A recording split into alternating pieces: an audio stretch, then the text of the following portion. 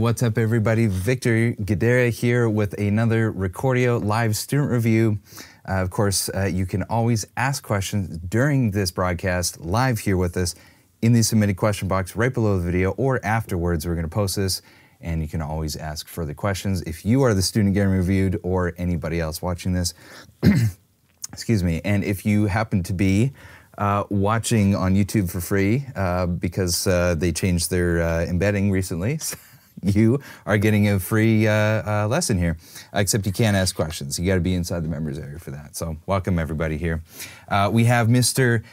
Maverick in Germany and Kunio Goto in Japan, I believe. Actually, not I believe. He did say he was. He is JST. And it's the middle of the night right now. So thank you so much, Kunio, for staying up with us and joining us here. And thank you, Maverick, for taking your evening and joining us as well. And Kunio, tell me, where in Japan are you? I was just there a few weeks ago, or I guess a couple of months ago now, filming with the Tama Drums factory, and we were doing all kinds of fun stuff, drums and taiko drums and things like that and stuff and junk.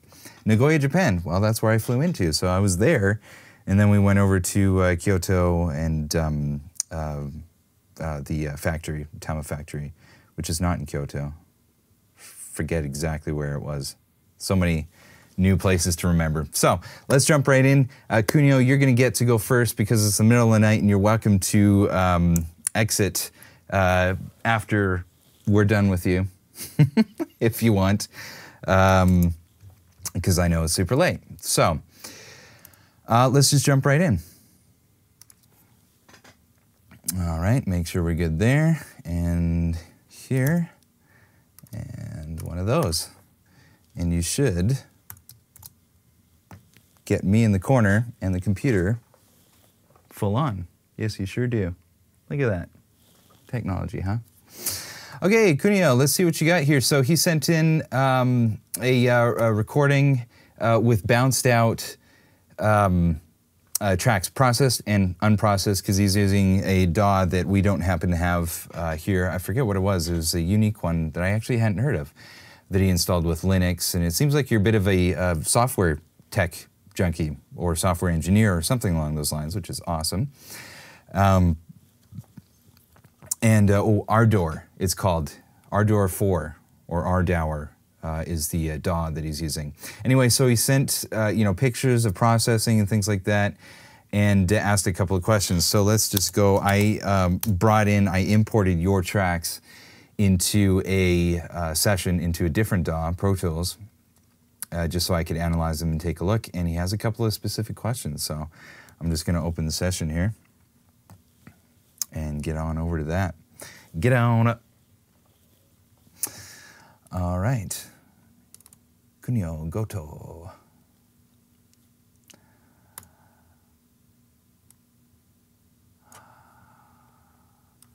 Let's see what we had here. Okay, so he's got a normal mix and then a maximized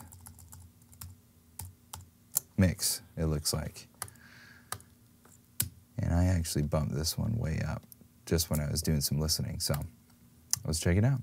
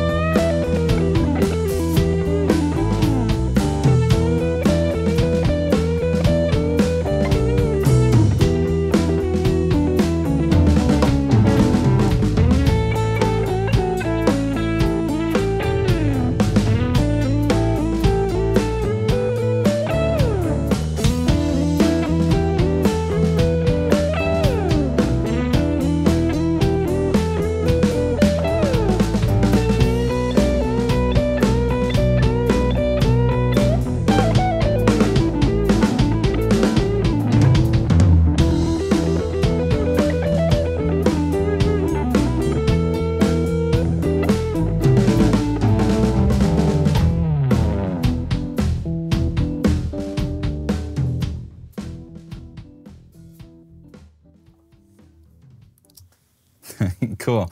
That is a really, really good recording here, Cuneo. You know, things are nice and clean. You know, the gain staging seemed to be relatively correct and stuff. And, you know, as like a base starting point, this is a really good position to be in. And I checked out some of your other videos as well that you asked, and we can get there in a second too. But I just want to first compliment you on the quality of this and the cleanliness, you know, of the actual recording, because you got it. Once you get that right, then everything else can fall into place correctly after that. So, so some of his questions here. In the this is a collaboration recording that he used for the Drumeo Education, Drumeo Edge collaboration video that they do. I believe it's monthly. It says, how good or bad is the final mix? That's a tough ass question, man. Thanks for asking that. And did I use expander on toms correctly? And number 3 is a multi-band compressor better than a limiter for maximization at the on the master bus? And my maximized mix sounds a little bit harsh or rough. Okay, great. These are awesome questions. How good or bad is the final mix? I mean, from a bird's eye view, like I said, everything is like recorded cleanly. I can hear each piece cleanly, and nothing is distorted or nothing is too quiet or anything. So with that said, the overall tone of the drums versus the music, I think the drums sound just a little bit thin, mostly the bass drum. It's just a little bit got a sort of too much high end to it, and I think that we're actually going to talk about the tuning of it a little bit and or the muffling first. So let's just go right to that. I'm just going to mute these full mixes, and I have your raw tracks and your process. Let's see here. So that.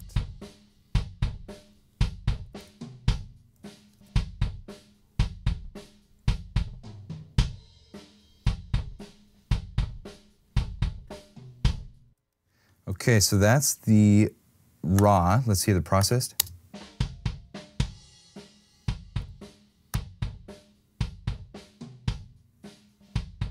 It's even thinner. I actually thought that the raw sound was nice. Maybe you're rolling off too much with the high pass filter. I'll flip over here for you, just so you can see. Now let me check your. Sorry, hang on. Oops. That doesn't need to be there, and that's where I need to be. You have some pictures of EQs. Let's check it out.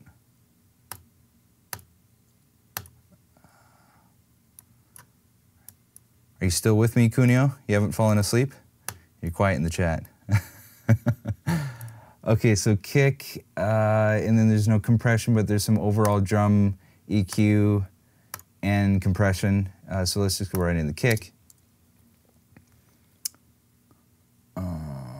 Okay. Interesting. So it actually looks, interestingly enough,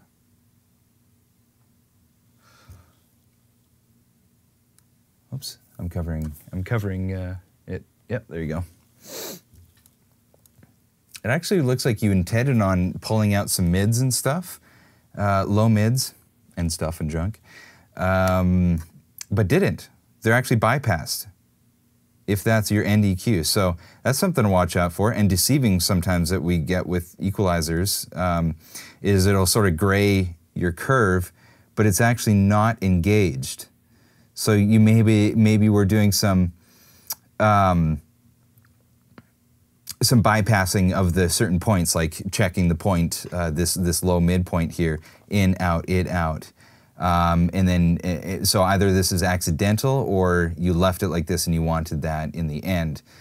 So I think some further sculpting could be done here. And that's the main thing that kind of, you know, it was so prominent in the mix that it was sort of making the mix sound like it was a little bit thin sounding. And yes, I feel like it was cutting off too much in the very bottom end. Let's listen to the full mix again really quick.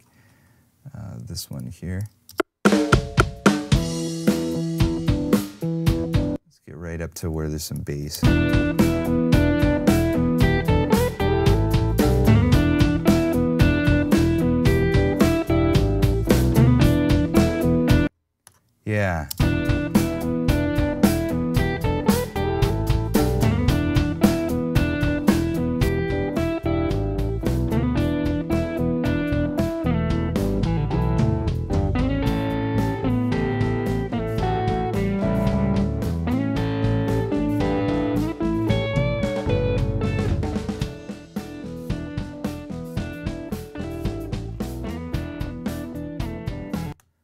actually just going to put this out of the same bus and then put some sort of limiting on this so that it's not weird. Sure, maximum, why not?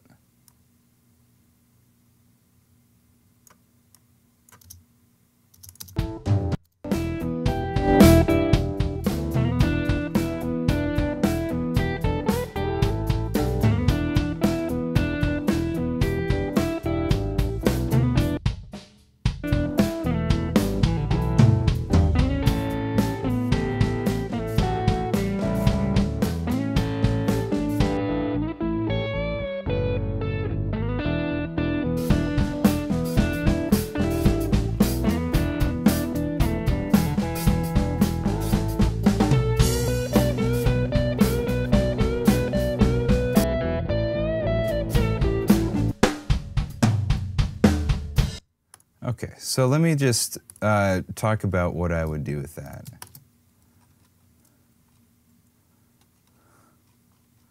Sorry, just trying to keep organized here. I'm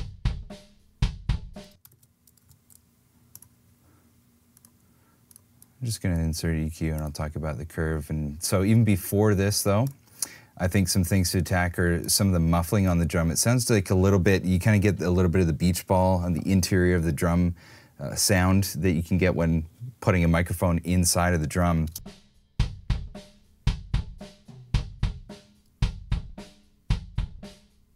So I'm not sure what muffling you had in there, or if you have gone through the muffling lessons inside of Recordeo here, but definitely check that out on the bass drum tuning and muffling. And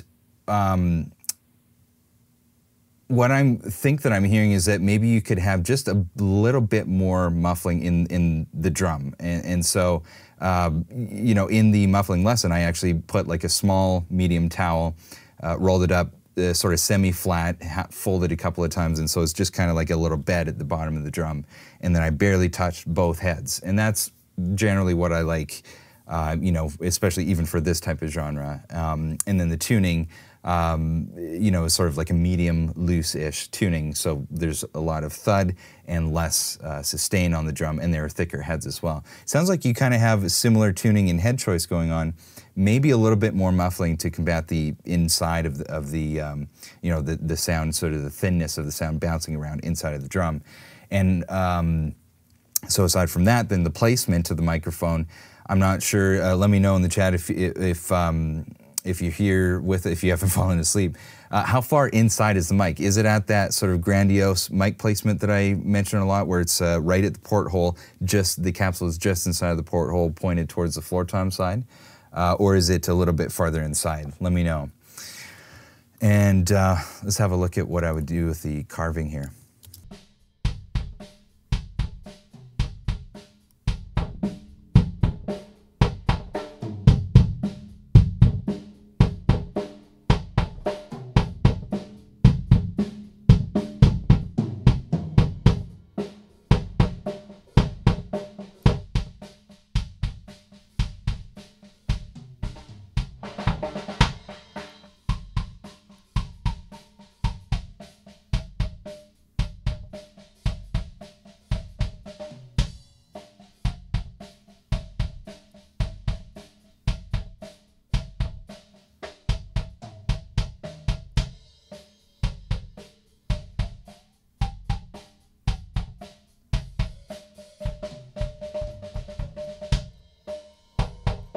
Awesome. And in the chat, he said that that it was just right inside the porthole in that positioning. So yeah, it's not too far inside of the drum, which is great. So definitely like a bit more muffling, and then let's see if we can attack it with a, you know, carving out the frequency points just a little bit. And so I was sweeping this low mid frequency point here. You should be seeing this. Yes, you are. Zoom in. So boosting and sweeping to where it sounds like it's even worse. You know, because I can hear it now, and I know what my ears are telling me now, but you know, when I sweep it and I boost the frequency point and sweep it, then I can hear where it sounds even worse, and accentuating the part where it sounds the worst, and then we pull that down a little bit and play with the width of the Q parameter. And he also said just at the porthole of the kick port. Oh, well, that's interesting. Let me know if you're using if you just meant the porthole, or if you're actually using a kick port product, which is that port thing that you stuff in the porthole and it gives it like a plastic port exit thing for the air to escape, with like a more of a tubular port device. Tubular, man, totally tubular. Okay, let's check this out.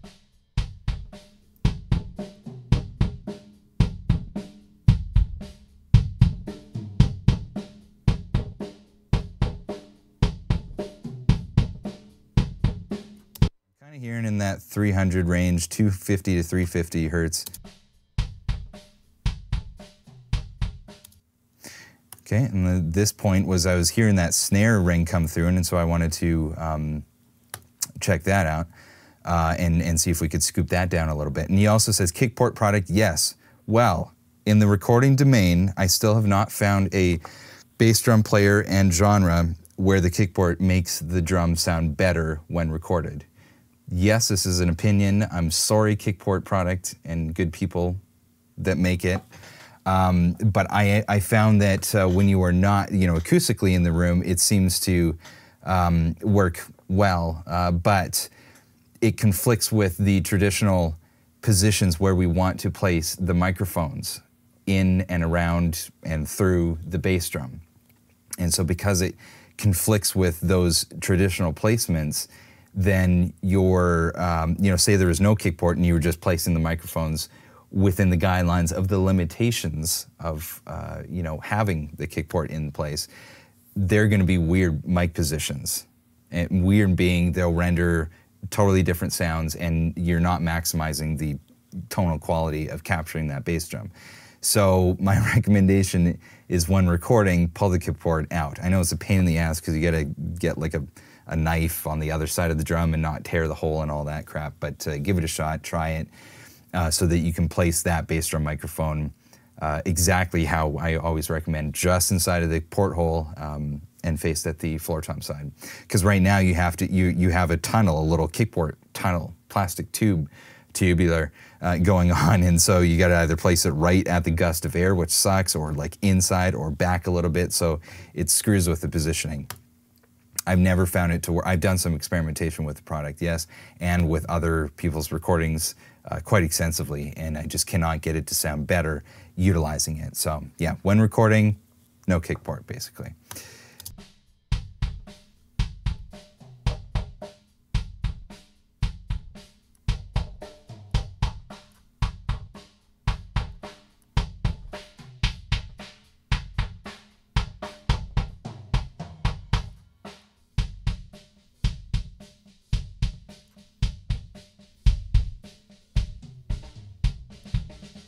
So then the rest of it, I felt that I didn't want to scoop out just the snare drum only. I felt like I wanted to get more of the mid sound out of that drum.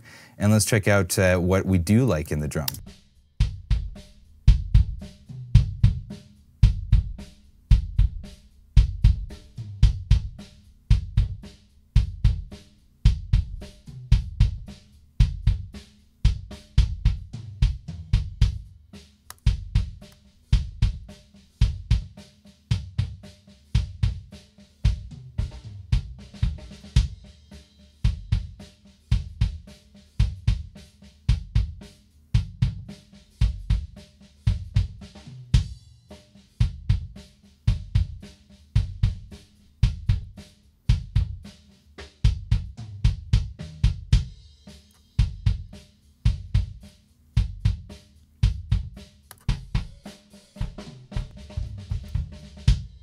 Cool, so that's getting a little bit smoother. Let's compare with the processed. So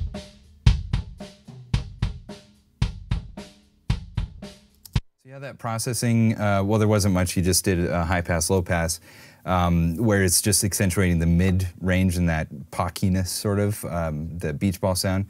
So now we're accentuating the warmth of it.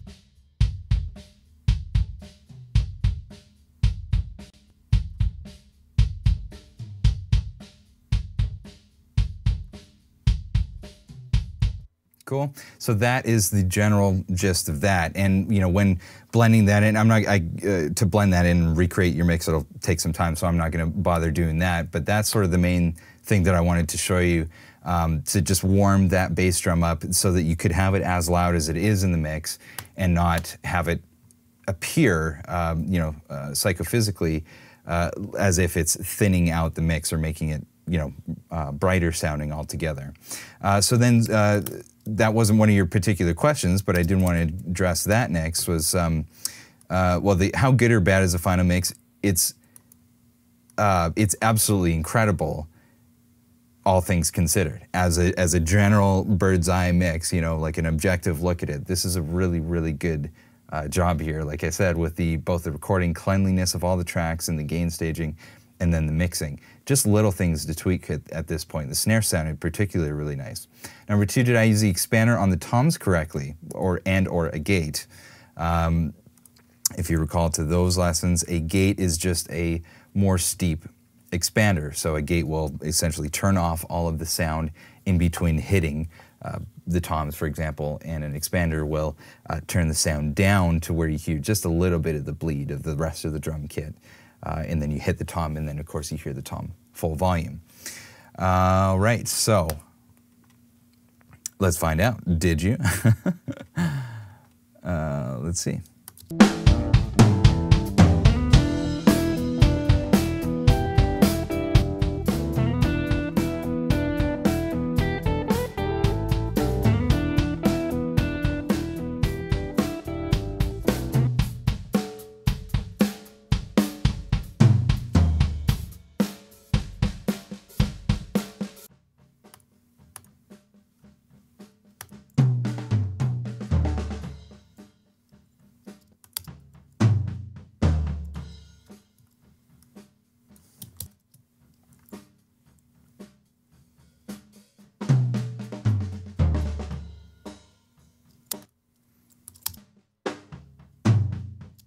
Okay, so a couple of things, which this is, will inevitably happen. Sometimes it's not so bad, you don't really hear it poking through the mix, but let's just listen specifically to the floor tom. So you hear when that happens, I don't need to zoom in there. It's actually opening, one of the other hits is opening the gate where you would not have wanted it to open. Right? So this here was a snare drum hit that opened it. So that means that the threshold would have been set too low, basically. So the signal crossing that threshold from the snare drum hitting was opening the gate. And so let's look at your settings if you have a picture of that. This is floor tom expander, floor tom expander. Well, first of all, EQ, cool, not much carving. Okay, so the side chain, not important. Ratio, 3 to 1, great. Medium-ish knee, no makeup, that's down. Attack is a little bit slow. The threshold, excuse me.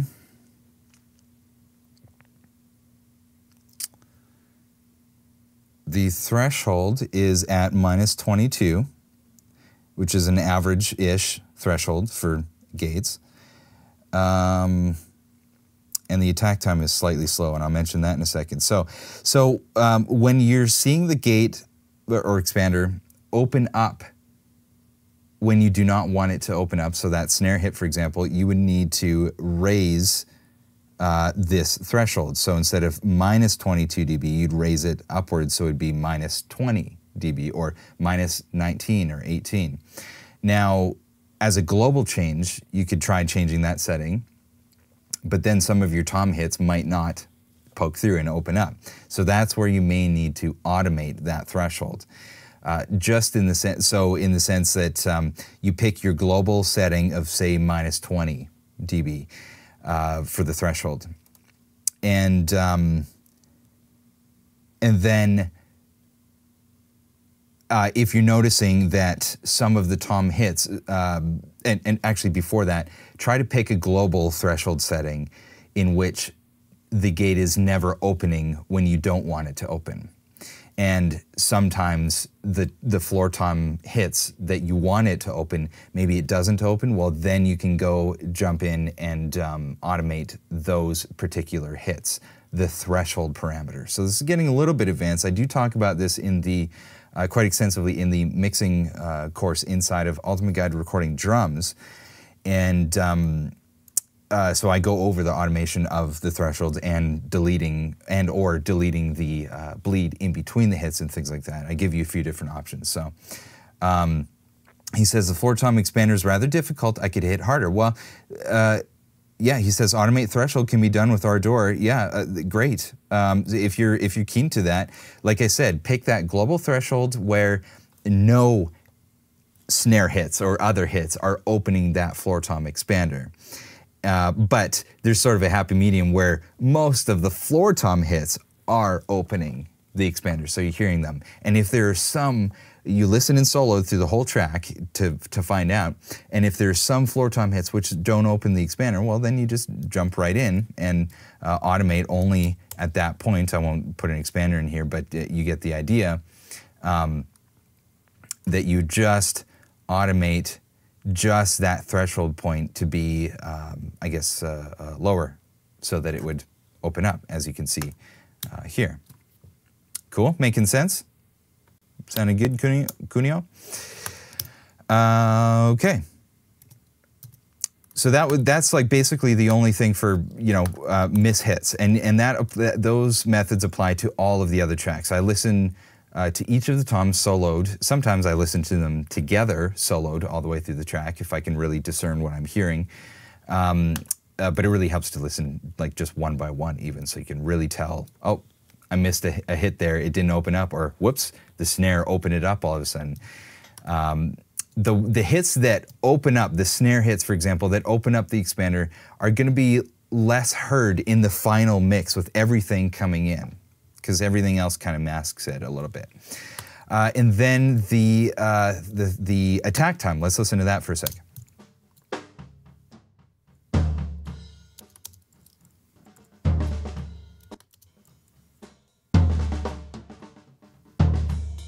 Okay, there's a perfect example.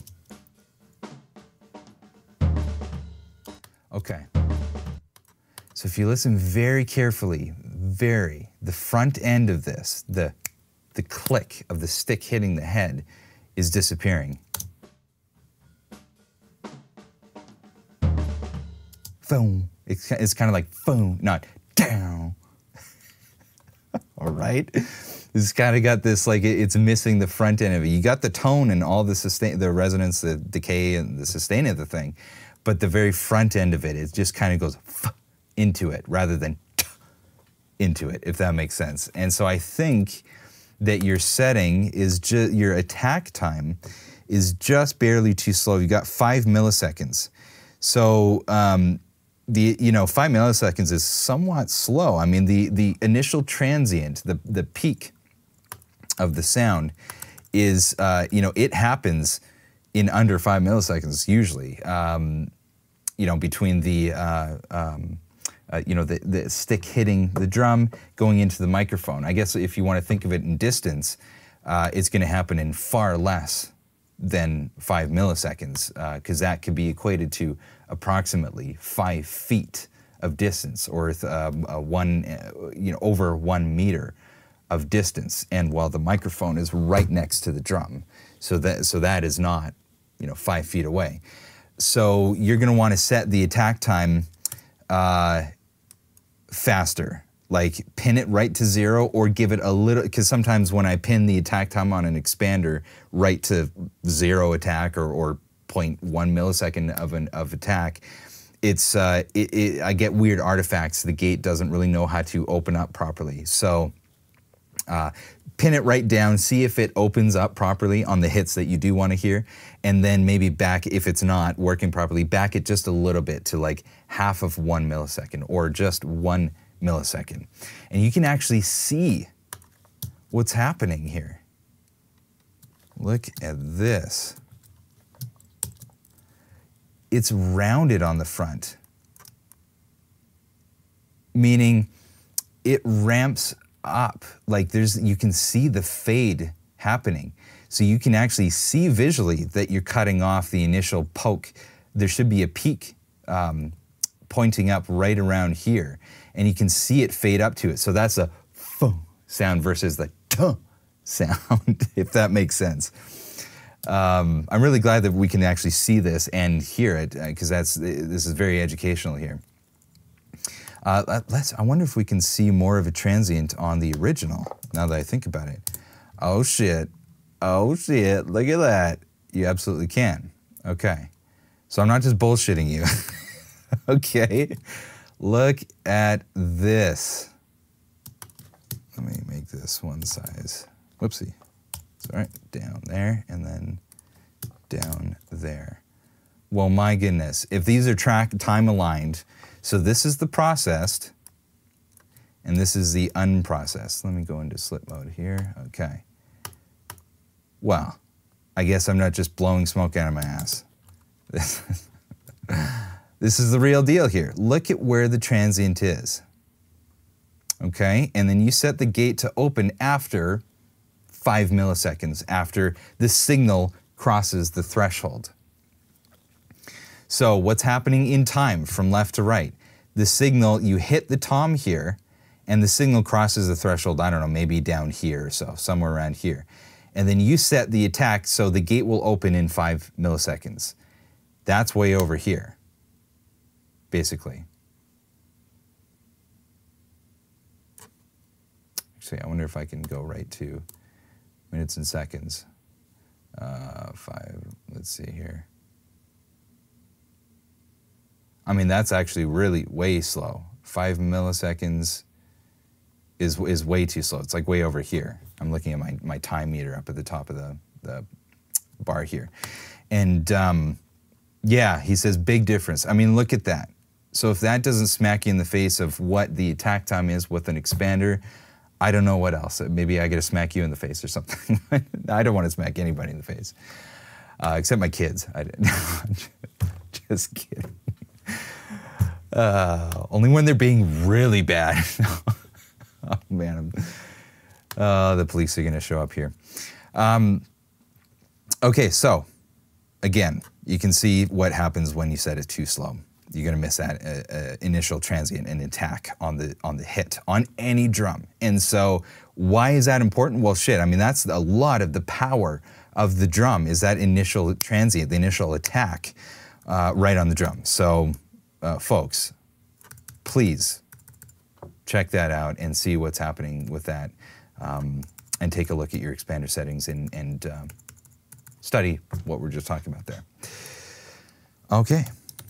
Last question. Is a multiband compressor better than a limiter for maximizing? Which he's talking about mastering your audio track, basically. My maximize makes sounds a little bit harsh or rough. Well, let's have a listen here. Let's first take out a solo and do that. Okay. So let's listen here. I'm gonna bring up your non-mastered track, just the volume. I think I had it at 9.5. Those look like similar sausages. And then your maximized track. Now, what did you do? What did you do? You did a master limiter and a drum bus compressor, normal-ish compression. Drum bus EQ, verb, room emulation master, K meter for mono, yeah, master limiter, LUFS meter, mixer window, that's cool. Okay, it looks like you had a multi-band compressor and an overall limiter.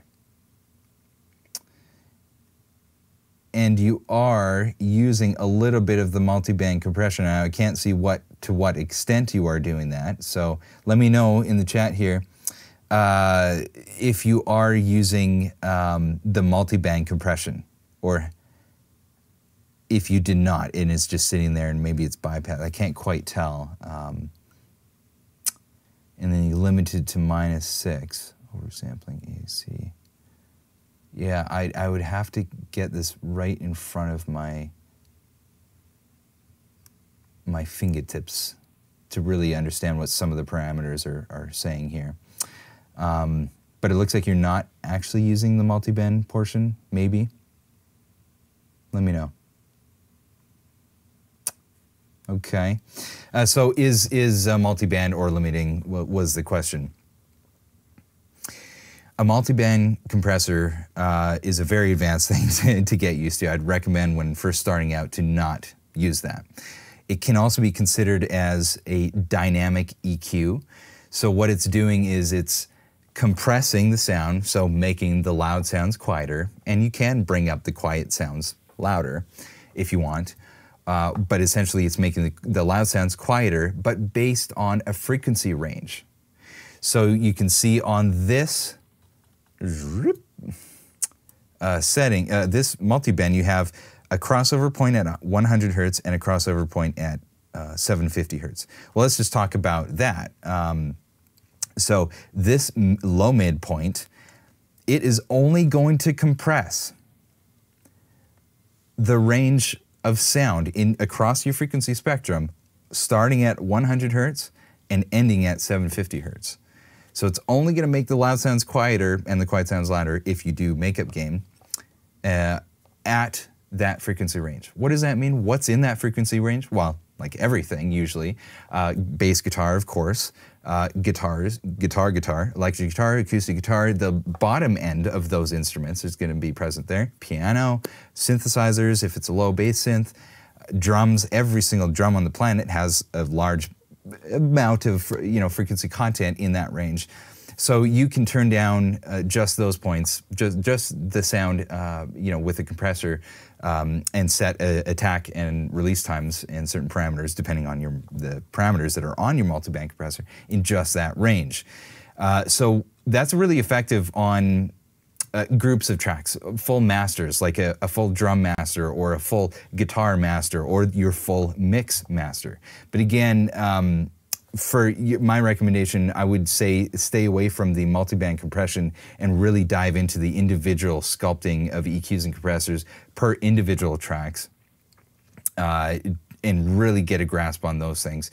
And then maybe start using a multiband and see how it interacts, with just only certain instruments. And then sort of progress and sort of level up and then place it on the actual full master mix. Okay, and so he says, is one or the other better? Was the question. I mean, generally in a mastering session, when you're taking a full stereo mix, if you don't have stems, and you send that to a mastering engineer, what they're going to do is there may be some element of multiband compression. And so they will be taking certain portions of the frequency spectrum and compressing them, or just gain reducing them for the most part. So generally you'll be using a combination of both. So there will be some multiband compression, some overall limiting happening on your master mix, on the overall master. So I'm not going to say one is better than the other, but my recommendation when still sort of getting used to these tools is to not slap that across your whole mix, because that could very quickly and easily cripple it in a detrimental way without you fully understanding the exact parameters that are set on it that are causing it to be crippled in certain areas. So, yeah, that's sort of my recommendation with that. Let's listen here to the maximized and the non-maximized. And again, all I did is bring up the volume of this non-limited file.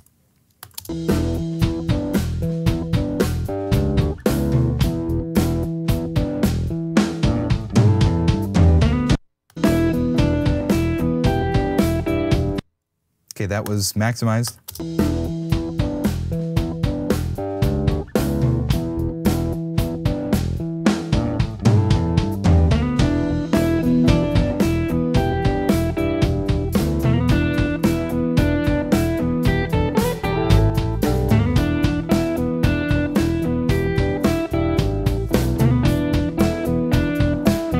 I kind of agree. It's not really glued together more so, which is what we're trying to do for the most part with the limiting.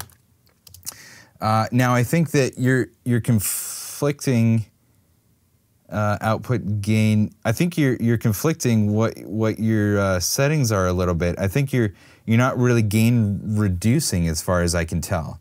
You're just input gain up by 6 dB. Then this limit parameter, correct me if I'm wrong, I'm going to assume this is the ceiling limit. So where does this stop? Usually we set that at -1 dB or -2 dB, completely depending on the delivery method. If it's for film or TV or music or iTunes or whatever, that true peak limiting point is going to differ. But so you're saying no more than 6. You've brought up the input gain 6, and you brought down the output gain a couple dB as well. So I don't know if you're actually compressing here at all. And judging from the WAV file, it's not really thickened up too much. Like all I did on this track is just add volume, and the waveform actually looks almost the same. So you're kind of just, you know, you're kind of, your mix was obviously quiet, just for starters, which is fine. You added gain, but then you set your maybe it wasn't enough on the input gain, is what my point is. And also your limit point, you might want to maybe be a little bit higher for your true peak limiting point on this parameter here. So maybe you want to gain reduce a little bit more even, and I would definitely stay away from the multiband compressor altogether. I think what might be more effective for you is low slope EQ and only cutting or boosting like 1 dB to 2 dB max. So set that on your master track, and then maybe a limiter, just a basic limiter after that, and then work with those tools on your mastering. Just for now, really try to maximize those 2 tools for your master mix. But even before that, we talked about, you know, making the bass drum warmer sounding, some different muffling, mic position, get the kick port out of there, because it's so prominent in the mix and it's kind of thinning out the overall mix. And I think that'll mesh better with the bass guitar and make it sound like it's, you know, like it's, you know, fitting and jiving a lot better with that. He says -6 dB is the floor, I guess. He says, really, I watched the LUFS meter and tried to make it -16. Okay, so that would be your loudness, which is great. That's a good target to hit for your overall loudness of the track. So let me see here. And you did, which is actually super great. Let me see here. So what you were doing then was bringing up the input gain to try to compress more so, and then you set this, so then it was probably too loud, I guess, maybe, and then you brought down the output, the final output master, and then you ended up at -16 for loudness units. So what is happening? Why is it not glued as much? And then you have a full output gain parameter after that, which you had to bring down even more. You know what? I wonder if, correct me if I'm wrong, is this the ceiling parameter, this limit thing? And if it is or if it's not, let me know. Maybe to gain reduce even further and to like kind of glue it further, maybe you need a little bit more input gain. It's hard to tell because I can't see like the gain reduction, what's happening. So I don't want to tell you to squash it too much or too crazy, right? But anyway, all of the other tips definitely still stand on the parameters and things like that for this. So hopefully that all helps for now. And I'd love to see where you can go with this after the fact. I did check out, we got to move on to the next review quick because we're running out of time, but I could definitely get it, Maverick. You're still hanging. We're going to give you the full gamut here too. We'll go late. I did want to just first and foremost compliment your other mixes that you had sent of your full band stuff. It was really, really cool. It was kind of some cover songs that you were doing with your full band mates, and you guys were really playing super, super well, and the mixes sounded really clean, I felt, and you know, and like loud, not too loud, not shrill or anything like that. The performances themselves are really good. Watch the tuning and or the intonation on the guitar, I felt like, just slightly. So if you haven't dug into the intonation, actually we have that released right now, Ultimate Guide to Recording Guitar, where you can go through the anatomy of the guitar, I think, and we talk about intonation on electric guitar, which are the screw adjustments on the bridge. So you can really just make sure that it's intonated perfectly, because I felt like in some positions, or maybe you're pulling a little bit on some of the strings, in some positions it was perfectly in tune, and then some others was just slightly out. So maybe that's the bass and or the guitar. So double check that. Tuning on every single instrument is so important when putting them all together. As soon as one sounds slightly out, it makes everything sound sort of slightly out of place, right? Okay, we're gonna leave it at that. And we can follow up Cuneo at any time, and you can do more unlimited student reviews always. So we're gonna move on to Mr. Maverick Albert, who's with us in Germany. And Cuneo, if you're gonna stay with us for the rest of this, great. If not, go to bed, get some sleep. Thank you so much for hanging with us. Really appreciate it. All the way from, excuse me, Nagoya, Japan. Beautiful place. But my goodness, the traffic, as you well know. Trying to get anywhere in a vehicle in Nagoya, it sucks. Okay. Mr. Maverick. We've got a cover song with a video, which is awesome. Thank you so much for sending that. So he's got, let's see, Recordeo and drumming is awesome. Thank you. Awesome. I think so too.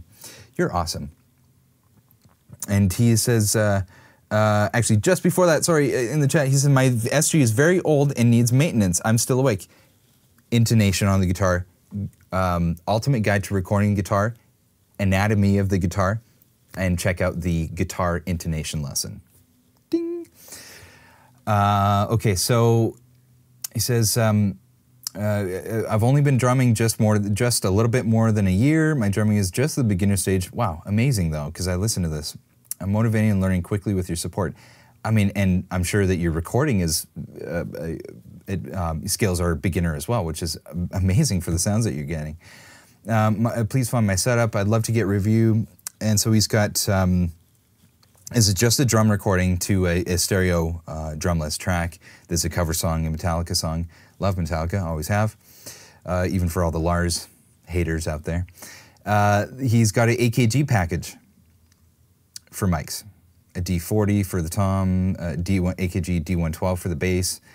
Overheads are C430s. Those are great mics. A Steinberg UR824 for the audio interface, and he's using Logic, which is great. And he's just inserted some EQs. Specific questions. He says, Lars is great. I agree. For me, it's the Kirk Hammett really just made everything. I mean, all the guys have been amazing in the band, actually, really. My room setup is star. You can say shit. I say shit. You can say shit to me. So I do have problems with the overtones in the bass drum. How can I mix my recording without plugins? Using plugins as a beginner. Any chance to have a beginner session based on Logic Pro X from Apple? Yes. How to mix this DAW for beginners? I feel like we should go into more detail how to use the DAW software. Absolutely. I mean, tell me in the chat. Have you been? Oh, he says my room setup sucks. Oh, okay. Well, yeah.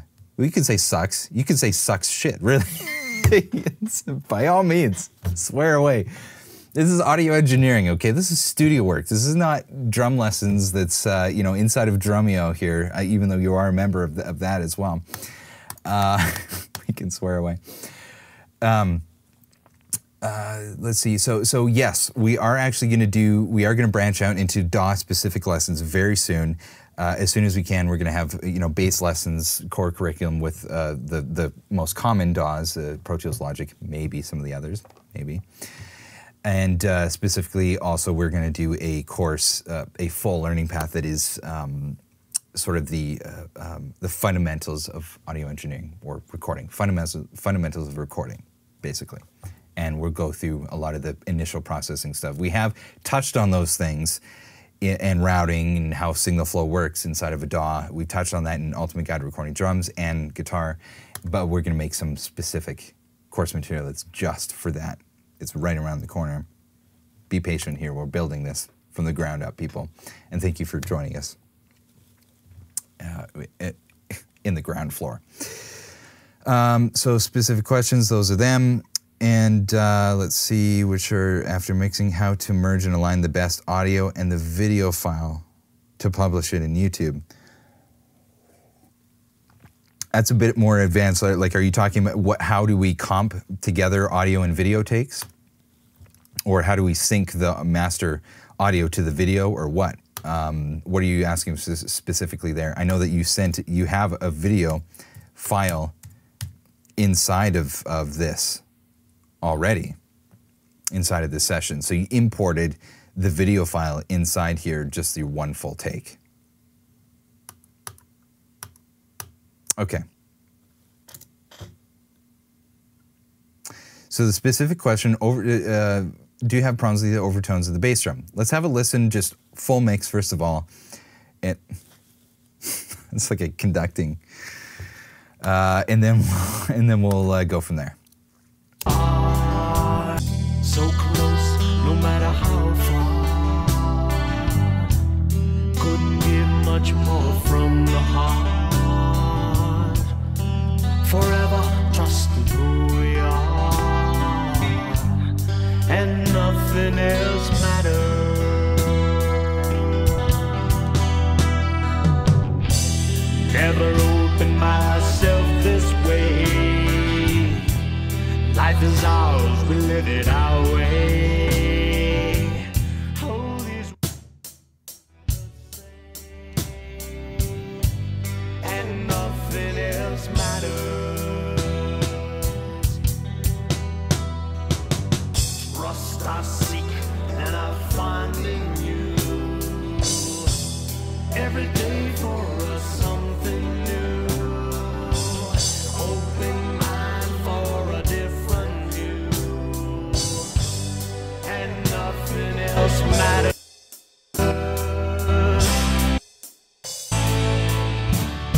Never cared for what they do. Never cared for what they know. But I know.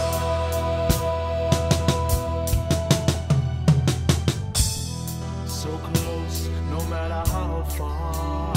Okay, awesome. First of all, you know, very similar to Cuneo, very good job on the recording, and the cleanliness and the gain staging is very correct, proper. So I'm glad, you know, that again, that's some of the, we got to get that first on any recording, especially when we're just learning this stuff. Never cared for what they do, and I do. Every day for us something new. Every day for us, yeah.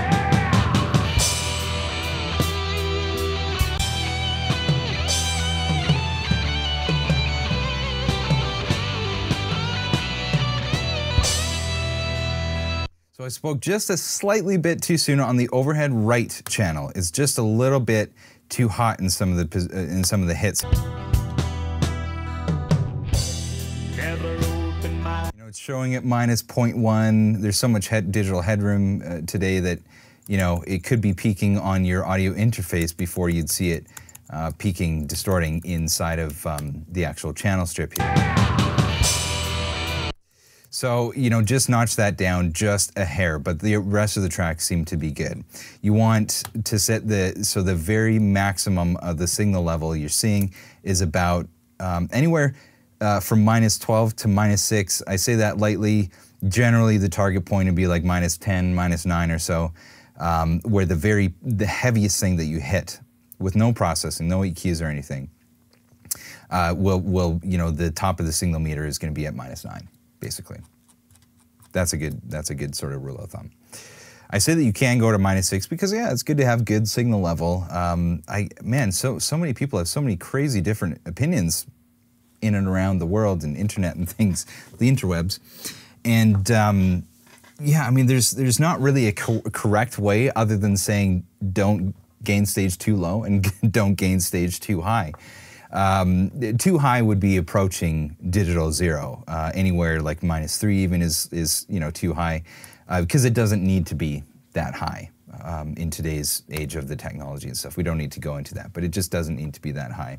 But if it is, and it's not distorted anywhere, actually not distorted anywhere, you can always turn it down. You can always, in any DAW of choice, you can select the file, and then go over to here in Logic and gain. So this is pre-gain. Watch the I'm pointing. You can't see where I'm pointing. Watch the waveform increase and decrease. So that's pre-mix. That's pre-EQ. That's pre-fader level. Everything. That's like as if you're changing the recording level.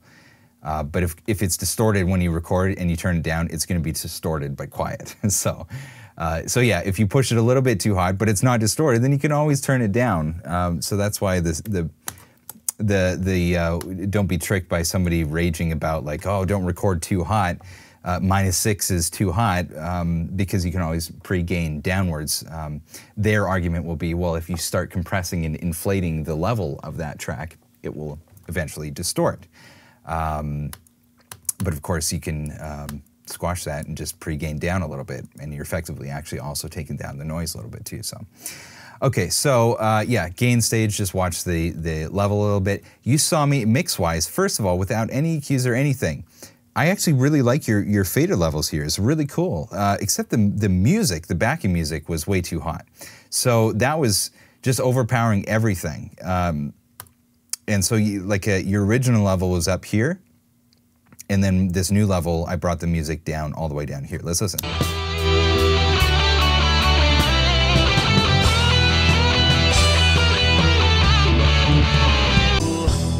Every day for us something.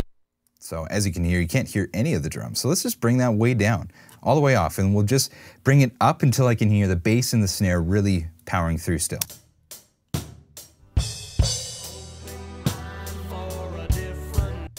Because, by the way, your just drum mix sounds really cool.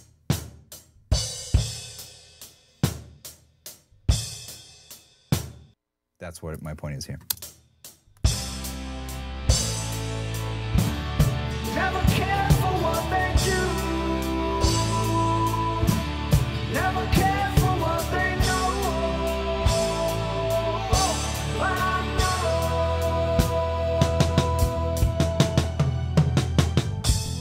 So close, no matter how far. Okay, and let's listen to the bass drum. You said there's more overtones in the room. Maybe the room is more reflective. It looks like concrete floor. Excuse me. You have some paneling, acoustic absorption on the walls, not in the corners or anything like that. So I'm assuming this is a small room from what I can see the dimensions there.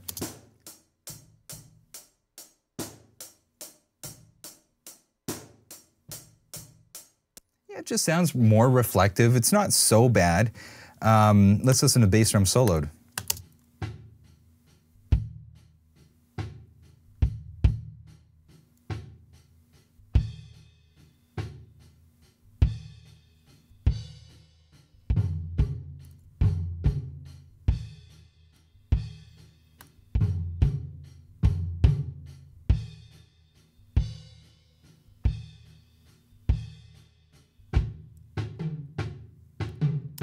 And so it actually cleanly, just soloed on its own sounds cool. The bass sound in the overheads sounds decent as well.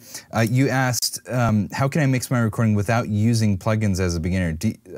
Clarify what you mean there. Like, do you actually mean without using effects? Because that's where we would start going, is start EQing the sounds.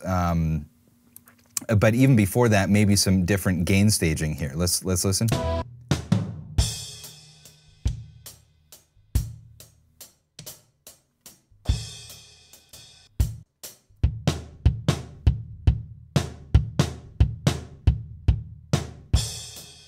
Everything is looking cool. You know, the very top of the peaks of the bass is -6. Snare was approaching -3. you know, it's not crazy. It's a little bit hot, but the gain staging is cool. And your fader mix, I mean, that's what I, you know, preach, is start with the faders and the panning. You've done a really good job with this, I would say. I think you've watched that lesson. And then, yeah, blending in the music so that it's not overpowering everything.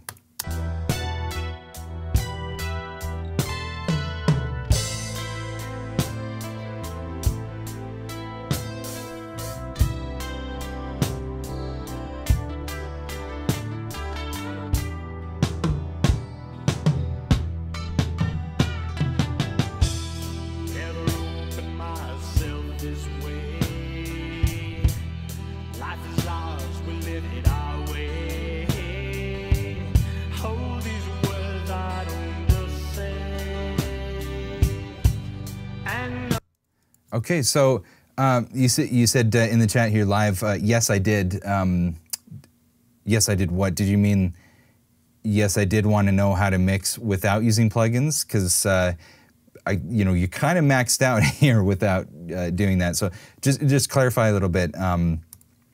That's where I would go with it. You've set up your session very organized, cleanly. You've done a great job on just the fader levels. I just, you know, maybe boosted the bass a little bit. And then it was just like your drum mix is great. It's just the music needed to come down. I brought the overheads down just a hair. We're talking just nitpicky, just a little bit. So that's kind of your bass level. Now we start looking at carving out certain portions of the sound of each of the individual microphones.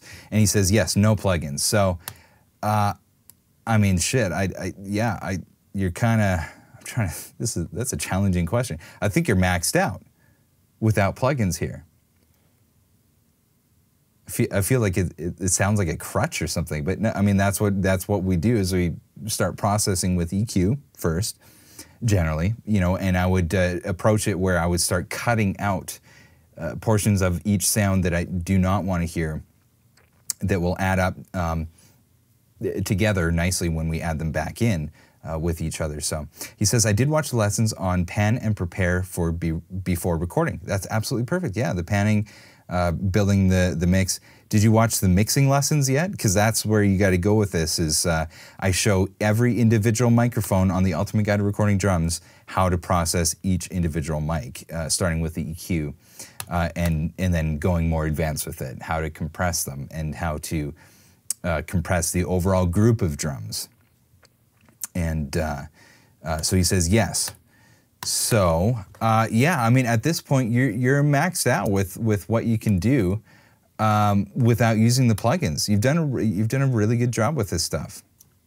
You know, you're good to go. So you've inserted some plugins, started with some of the presets, which is good. You know, to punchy kick. That's a good starting point. Let's see what it does.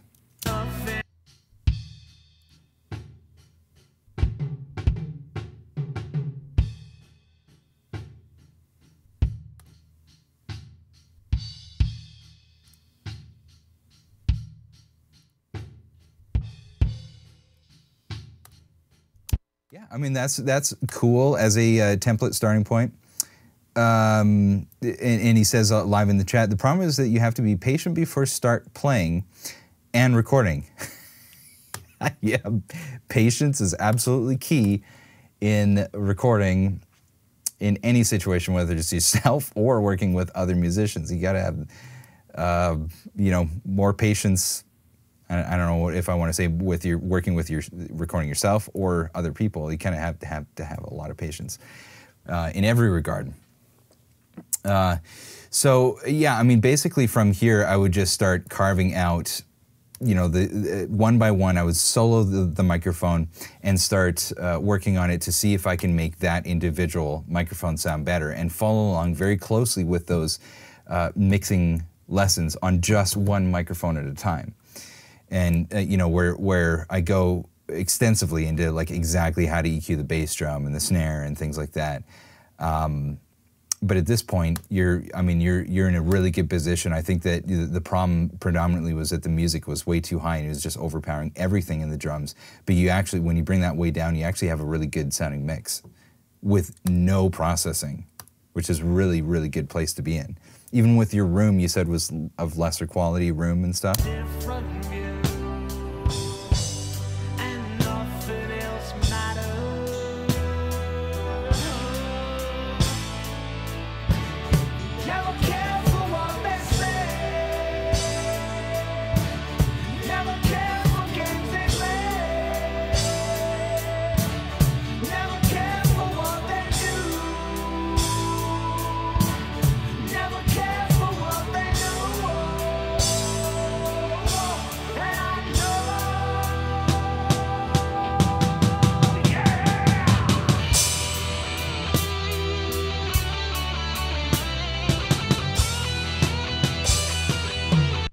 And listening to the overheads, I don't think that you would actually need this much of the EQ boosting up in the top end here. It was 7.5, I think. Let's listen to one mono.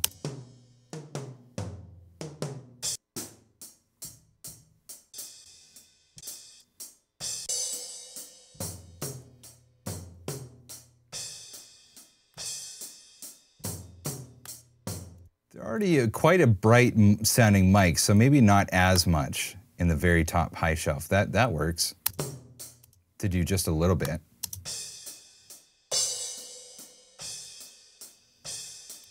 And as always, if I was to do the most basic overhead EQ, always roll up that high pass filter to where it cuts off just, you know, a little bit of that low end, but not too much of the overall drum sound. So that'd be too much.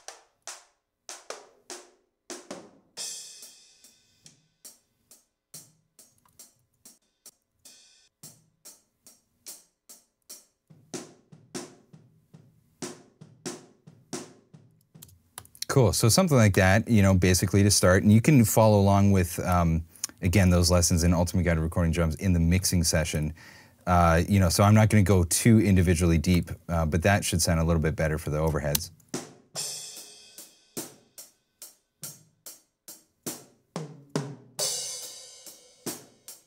It's kind of cool, your room it's very reflective, so it's kind of like you have this nice little ambient reverb going on with the drums, so it's not so bad, really.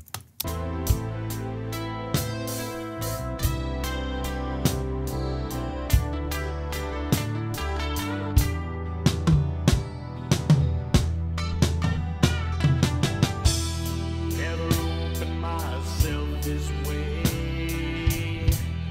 Life is ours, we live it our way. I'm gonna process that bass a little bit just because it's killing me. I'll show you what I would do. Work with the ground up, the bottom end, the low end upwards. So I'm gonna boost something, a frequency point, sweep it to where it sounds even worse, and then cut.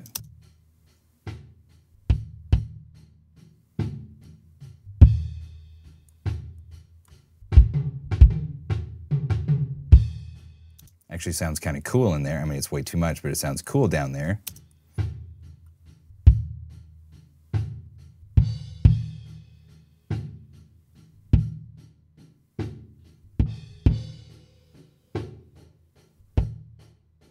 So I noticed it started to sound weird around this range.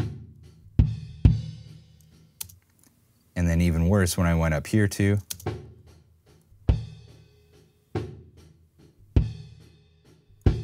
So let's start from the bottom.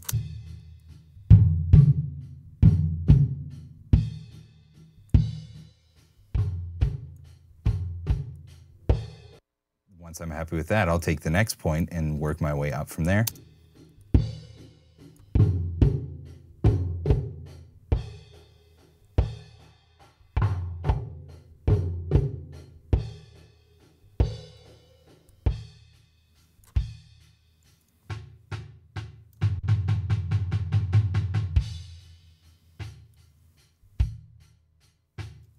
Okay, with and without.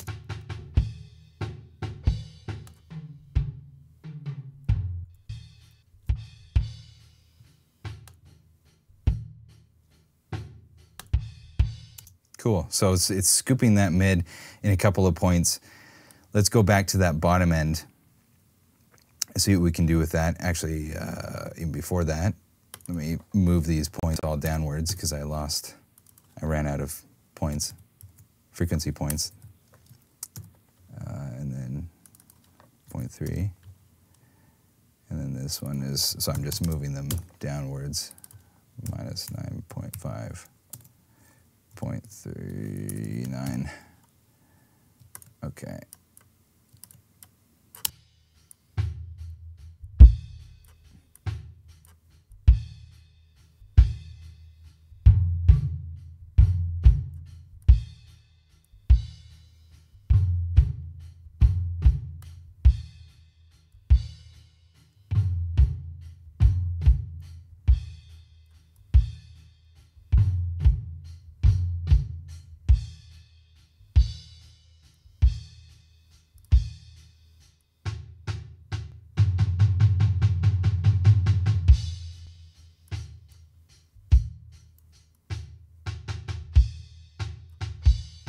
So that's more what I'm looking like here.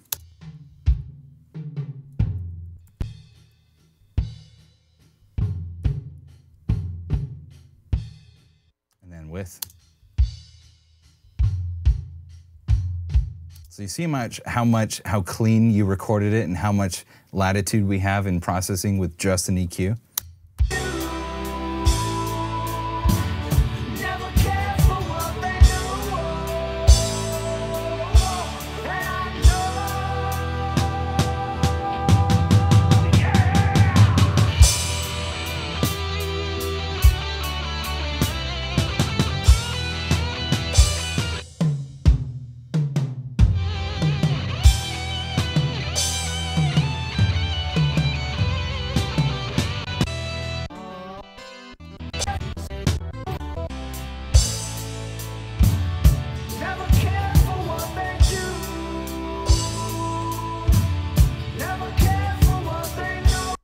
Cool. So that's basically where I, start processing these things.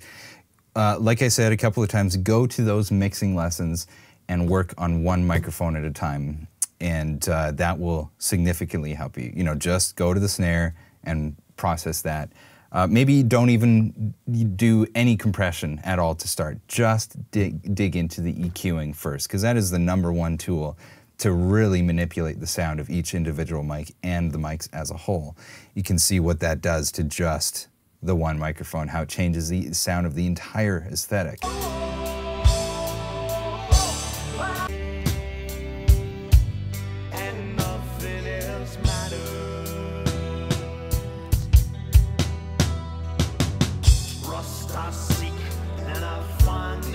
Right, it's starting to sound Metallica, right?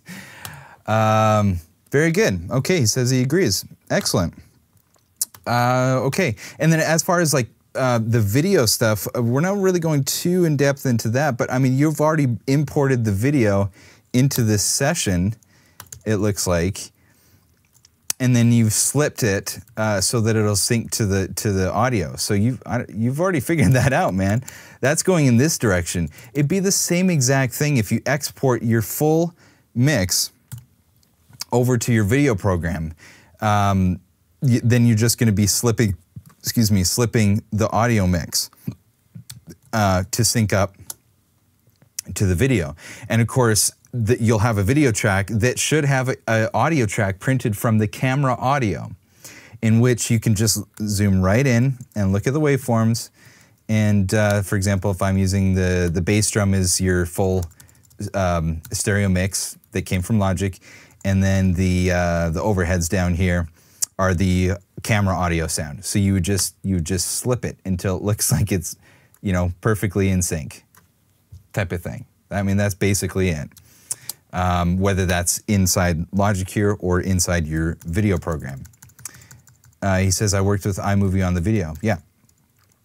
So, yeah, generally you're doing it in the other direction. You're taking your full audio mix and then exporting that as just a stereo file and then slipping that in your video edit timeline to sync it up to the video. But you've done a great job with that already. So, yeah. So other than that, go through those mixing lessons one by one, and I'd love to see where you go with this, after, you process each of these a little bit. I can send this session back to you so you have that bass EQ and fader levels that we changed a little bit.